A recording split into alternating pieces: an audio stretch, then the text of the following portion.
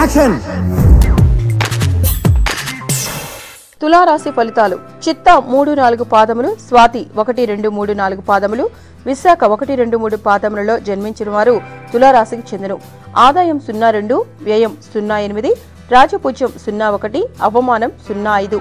శ్రీ హేవళంబి నామ సంవత్సరంలో తులారాశి వారు చక్కటి అనుకూలమైన ఫలితాలను పొందును. గృహ సౌఖ్యం, సంతాన సౌఖ్యం, వ్యాపార ఉద్యోగ వృత్తులు యందు విజయం, సంతోషం పొందును. విహారయాత్రలు, పుత్ర సంతానం వలన వృద్ధి, శుభకార్యములు, వ్యవహార విజయం, వృత్తుల పేరు, గౌరవం, ధనాదాయం పెరుగును. ప్రజాదరణ, బంధు గౌరవములు, సర్వ సౌఖ్యములు ప్రాప్తించును. ఈ సంవత్సరం తులరాశి వారికి గురువు మిశ్రమ ఫలితాలు కలుగచేయును. వృధా వ్యయమును కలుగచేయును. మధ్య మధ్య జాతకుడు అనారోగ్యంతో బాధపడును. శత్రువృద్ధి ఏర్పడును. వడ్డీ వ్యాపారము, సినీ ఫైనాన్స్ చేయవారికి ఈ సంవత్సరం గురువు కలిసి వచ్చును. వీరికి వ్యాపార పరంగా లాభములు ఏర్పడును. ఈ సంవత్సరంలో తులారాశి వారికి శని వలన ఆదాయ వ్యయములు సమానంగా ఉండు పరిస్థితులు ఏర్పడును. ఎంత ధనము ఆర్జించినా సమానముగా వ్యయం ఎదురుగును.